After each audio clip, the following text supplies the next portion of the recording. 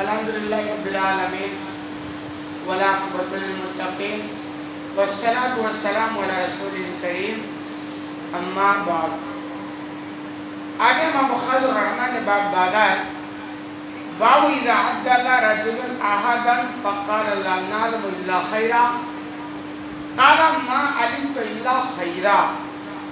باب اس بیان میں ہے کہ اگر ایک شخص دوسرے کے نیک عادات و عمدہ خصائل بیان کرنے کے لیے اگر صرف یہ کہے کہ ہم تو اس کے متعلق اچھا ہی جانتے ہیں، یا یہ کہے کہ میں اس کے متعلق صرف اچھی بات ہی جانتا ہوں، اس پر امام بخاری رحمہ نے باب باندھا۔ کہنا یہ چاہتے ہیں کہ اگر آپ کے سامنے کسی کا تذکرہ ہو رہا ہو اور آپ سے اس کے بارے میں پوچھا جائے تو کوئی اتنا کہے صاحب میں تو اس کے بارے میں اچھا ہی جانتا ہوں اور ٹھیک ہی جانتا ہوں، تو اس کے بارے میں کیا رہنمائی ملتی ہے؟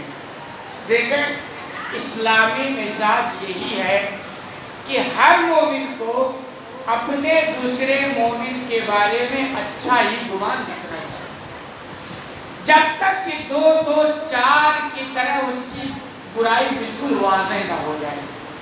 اگر تھوڑا بھی اس میں جھول جھال ہے تو آپ اچھا گمان کریں، برا گمان نہ کریں، اور کسی کی برائی دیکھیں تو اس پر پردہ رکھیں، الا ایک اس برائی کو بیان کرنے کی ضرورت پڑ جائے۔ اس کے پیچھے بھی بہت بڑی حکمت ہے۔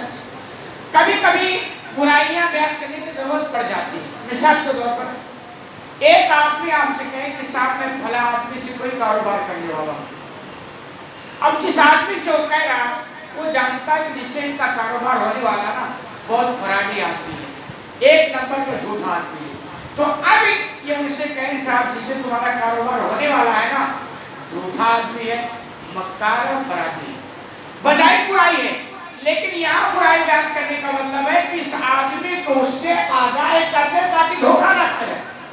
ایسی اگر ضرورت پڑ جائے تب آدمی کی برائی بیان کی جا سکتی ہے، ورنہ بلا ضرورت، بلا مصلحت، بلا حکمت کسی کی برائی کو اوپر نہیں کرنا چاہیے، اس کو چھپا کر رکھنا چاہیے۔ اس کے پیچھے حکمت وجہ یہ ہے کہ ایک آدمی جب برائی کرتا ہے نا تو اس کا دل یہ چاہتا ہے کہ میری یہ برائی اوپر نہ ہونے پائے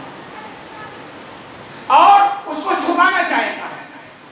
اب اگر اس کے برائی کو آپ نے ظاہر کر دیا تو اس کے دل کے اندر یہ بات پیدا ہو سکتی کہ صاحب جس برائی کو وہ چھپ چھپ کے کرتا تھا وہ اوپر ہو گیا ہے، تو اب مجھے چھپ کر کرنے کی ضرورت کیا، میں اب کھلے عام یہ برائی کروں۔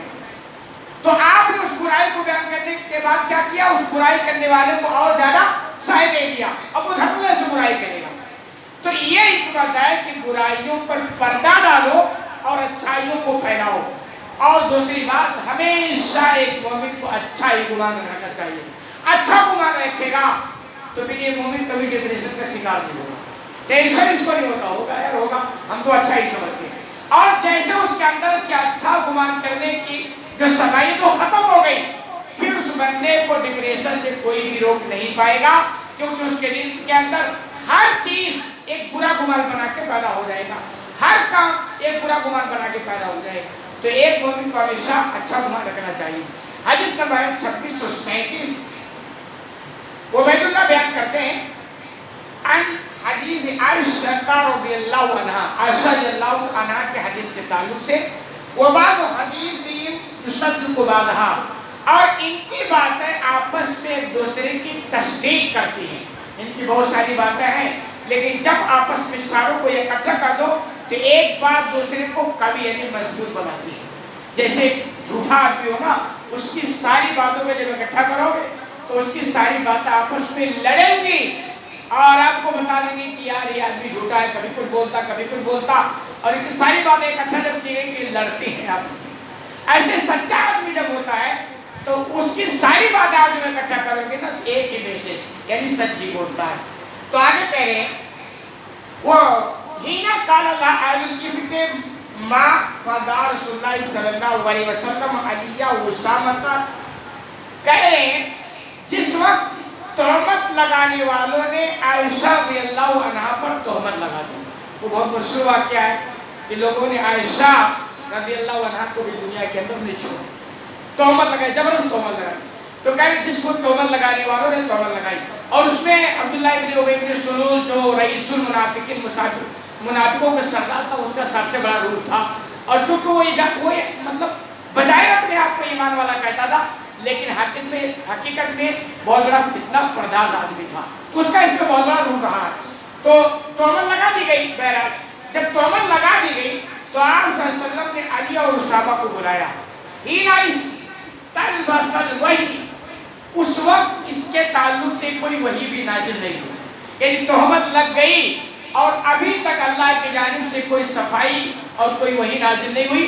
तो आप सल्लल्लाहु अलैहि वसल्लम थोड़ा अजीब कैफियत में रहा करते थे, यानी फैसला नहीं कर पा रहे थे, मैं करूं तो क्या करूं।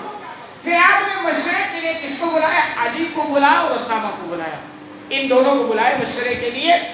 कह रहे यस्तानुहा फी फिराक इलैहि, अपनी बीवी यानी आयशा रज़ियल्लाहु अन्हा के जुदाई के ताल्लुक से आपने इन दोनों से मशवरा किया। एक बात समझ में आती है कि मोमिन को हमेशा किसी भी काम के लिए मशवरा लेना ही चाहिए। आप सल्लल्लाहु अलैहि वसल्लम वक्त के रसूल हैं, लेकिन एक मैसेज दिया है कि जब जरूरत पड़ जाए तो मशवरा लो। मशवरे में लोग क्या करते हैं कि फराद और तफरीद के शिकार, हर काम में हर आदमी से मशवरा नहीं। आप मशवरा जो काम करना चाहते हैं, आप देखें इस काम का जानकार कौन है, इस काम का तजर्बाकार कौन है, उससे आप मशवरा लें, उस फील्ड वाले से आप मशवरा लें। अब आपको कहीं गोदाम खोलना, आप मुझसे मशवरा दे रहे मौलाना साहब मैं गोदाम खोल रहा हूँ, आपकी क्या है, तो आप जानते हैं मौलाना की दौड़ मस्जिद तक हम क्या मशवरा देंगे, और देंगे भी, नेगेटिव तो नहीं पॉजिटिव भी देंगे, लेकिन वो बात नहीं बनेगी। आप ये मशवरा लें उस आदमी से जो उस फील्ड का माहिर आदमी हो। तो ऐसे ही हर एक आदमी से मशवरा नहीं लिया जाता है, लेकिन मशवरा लेना चाहिए। जैसा कि आपने बुलाए अली और उसामा को इसके ताल्लुक से मशवरा लेने के लिए। कह रहे फिर क्या हुआ? फामा उसामा फकाला, बहरहाल उसामा ने बयान किया आयरुका वला तालम इल्ला खैरा, कि अल्लाह के रसूल आपकी बीवी के ताल्लुक से मैं खैर के अलावा कुछ नहीं जानता। यही बात से ताल्लुक है कि यानी अच्छाई के अलावा मुझे कभी कुछ नजर नहीं आया। और जो ये हवा चली रही है ये पता नहीं कहाँ और कैसे चल रही है, कुछ भी इनमें दम नहीं है, क्योंकि आपके बीवी के ताल्लुक से कभी भी कोई ऐसी शिकायत नजर नहीं आई। यानी ये कि उन्होंने एक अच्छा ही पैगाम दिया कि खैर का मामला, बुराई कभी नजर नहीं आई। वकालत बरीरा, और बरीरा ने कहा इन राय तो अलैया अमरन उदमिसु अक्सर मिन अन्हा जारियतुन हदीसतु सिद्ध तनामन अजैन अलिहा।